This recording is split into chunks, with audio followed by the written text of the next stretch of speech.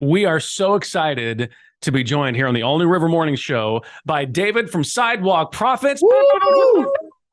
Dude, So excited. it is almost Christmas. Yes. Your concert comes first, so that's a great way to get us into the season. Yeah. We're going to dive into all of that. It's December 2nd, Worthington Christian Church. We can't wait to see you there, and we can't wait to see you, sir. I can't believe it's almost Christmas time. This is nuts. It is. It is. It feels like Halloween was yesterday, and Babus are still up in our house. If you don't know what Babu is, come on. No. That's toddler talk for pumpkins. And they're my son is a huge fan of all things pumpkin, and he's like, we're like trying to find places we can put pumpkins in the Christmas decor as it comes out. Because he's hiding them away. He'll bring them out. What about this one? William don't want to take this one up, but it's been fun. So so even though Christmas is on its way, my son is still in full autumn mode, which I appreciate. I love autumn. You know what? Yeah, we love anyone who loves the basic fall Pumpkin mode. spice. Yes, Exactly. that's never the wrong thing. Tell me what's going on with the lay here, the flowers around, because that's you guys, not so. Yeah, necessarily. if you're watching this, if you're just listening to it, you have no idea what's happening. But you guys have such beautiful decorative hats. They're glowing, like things are happening. I needed to join in. My Santa hat is far from me, but I found this beautiful Hawaiian lei. And Melakalikimaka is the thing to say. I don't know if you guys know that. I do, on Hawaiian Christmas Day. But that's true. I thought this was as Christmassy as it gets. Let's bring my stance. When I'm running for election next in 2 years. My stance is to put more Hawaii in Christmas. Okay. And I think I'm gonna win. Wow. I think I will vote for you. That's an incredible stance. We are sure. the All New River Morning Show, and we approve this message. Yes. Yeah, rock and roll. So we know that you guys are just a killer band who just does amazing shows throughout the year, but you are known for your Christmas shows. They are just next level. Thank you. Oh, thank you. How does it feel to be the band who's just really good at Christmas? What does that look like? Of all the things to be good at, you picked the right one. That's great. Yeah, exactly. I think Christmas is the best. Mariah Carey is still the best at Christmas. The goat. But to be in that that ethereal plane of being a Christmas band, honest to goodness, like that is when we made our Christmas album, we wanted people to decorate their trees too.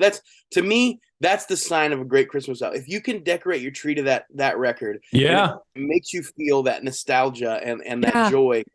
For me, it was Mariah Carey's Christmas album, but also Vince Guaraldi's Charlie Brown Christmas soundtrack. So those were the two for me. Our lead guitarist had Celine Dion was his, and I was like, man, you can't go wrong with one. But all that being said, like to know that folks do that. Like folks are like they would send in videos of them decorating their tree and jamming out and their kids dancing to our Christmas record. Like that is our joy. And then we love Christmas so much. We almost make the show, this great big family Christmas tour, a pageant, if you will. Like there's special effects done at a high level.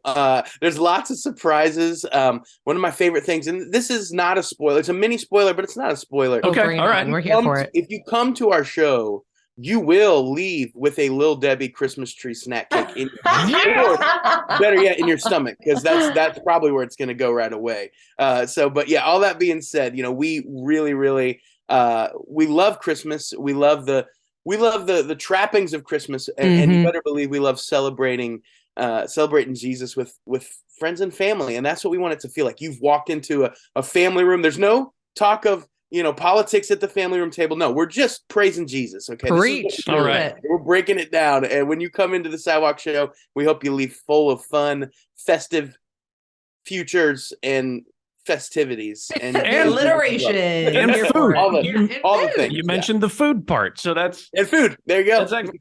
So I don't want to drag anything else out of you that you don't want to share, but you mentioned surprises. So can you at least lead us down the path a little? What do you guys have in store for all of us on December 2nd? What is Christmas without presents, And so there might be a few presents, some ridiculous and some amazing, that are given away at the show to unsuspecting members of the audience. And then on top of that, my favorite thing that we do at the end of the night, we surprise a family in there at either the church knows or that you guys know. Mhm. We partner with radio, we partner with the churches, and we find a family that's had a really tough year, and we take up an offering from at the end of the night, and it's amazing just to see. Oh, They don't my. expect it. Well, the best part is they have no idea that it's coming, and so we Wow. pray for them, and then we take up an offering, and we've raised thousands and thousands of dollars and it all goes to them, just to say, hey, this is a little bit of a glimpse of how the Lord can provide. I can use us to be hands and feet, but to know that we've left that place, because there's so many times we come, we play a show, we hope that people are have their hearts stirred to go out and share Jesus, but to leave the show and know, hey, this family's trajectory has been changed, and money doesn't solve everything, but what it does do is it prayer and coming together and supporting them. It's like a big hug that they desperately needed this Christmas. So that's how the show ends, with really just a big blessing, and we're super, super blessed to do that, and then go and then carol and do some caroling. Yes. So it's I feel a Christmas hug right now. I know. Just That's talking right. about it.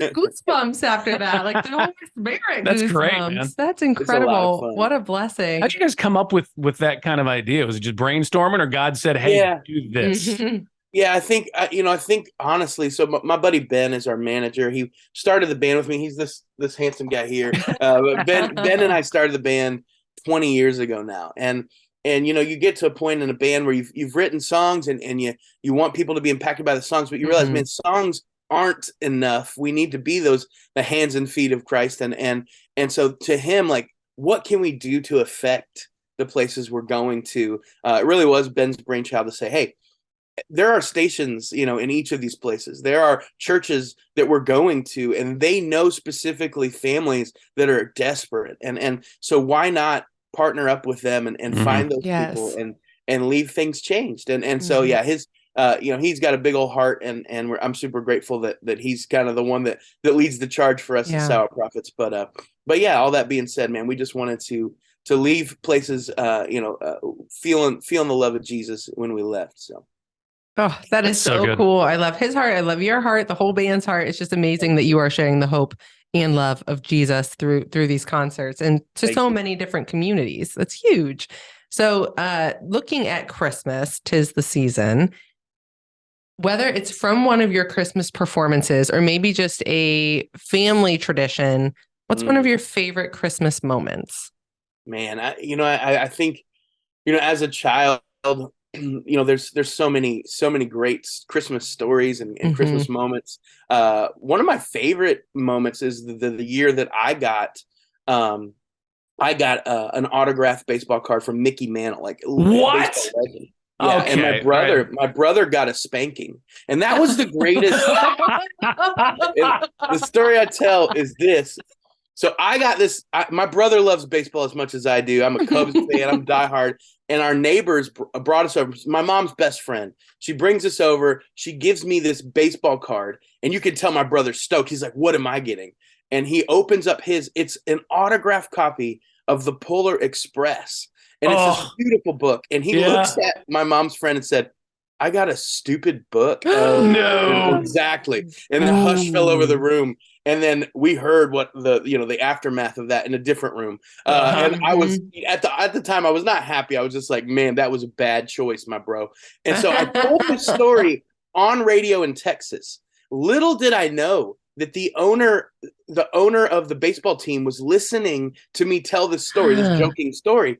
And the owner happened to be Nolan Ryan. No way. The pitcher that's ever lived. He sent me an autograph that same day. Like somebody there at the stadium brought me an autographed Nolan Ryan ball that said to Dave's brother. This is Dave's brother. And so literally 15 years later, I bought my brother the Polar Express, and then he laughed. And he opened up, and then I said, "Oh, there's something else I forgot to give you," and I gave him that Nolan Ryan autographed baseball. That's awesome. All those years later, and he was like, "Who is this? Is this really him?" And like he thought I wrote it myself. I was like, "No, I promised you." And so like all that being said, like those little surprises, if you're gonna give a kid a book at Christmas, make sure you couple it with maybe like a little Tinker Toy, so something, something. But all that being said, man, I honestly. going to church on Christmas Eve. That's always been my favorite. Like lighting candles, singing carols, getting to the true meaning of Christmas, and then we would go out and look at the Christmas lights around the neighborhoods. And this Christmas, I'll be there in Indiana, is where I grew up, in Terre Haute, Indiana, and our Christmas show starts in Terre Haute, which is fun. But all that being said, I hope to do this, do the same thing with my 2-year-old now, and I'm excited about that stuff. That's so special. I love that. So this is kind of, getting down to the wire, 11th hour, last minutes. Okay. Sales pitch. Somebody's on the fence. They don't know, we're going to do this for Christmas. We're going to do that for Christmas. We got the Sidewalk Prophets thing. Do we want to do that? Sell me on coming to your show. Go. It's 3 words. It's 4 words. It's Little Debbie snack cakes. I mean, that's instant. But you answered correctly.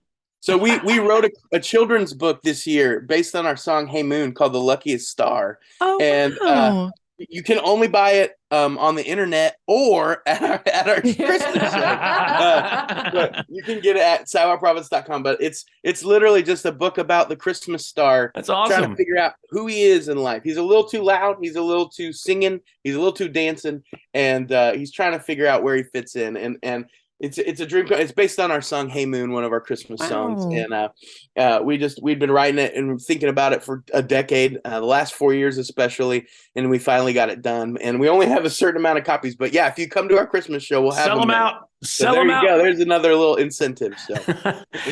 David, thank you for your time for the ministry of Sidewalk Prophets. Thank you, guys. You guys, you got to get there.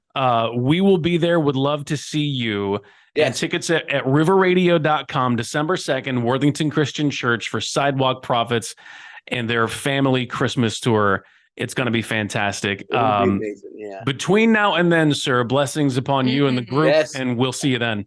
Happy Thanksgiving and Mele Kalikimaka to all. Merry Christmas.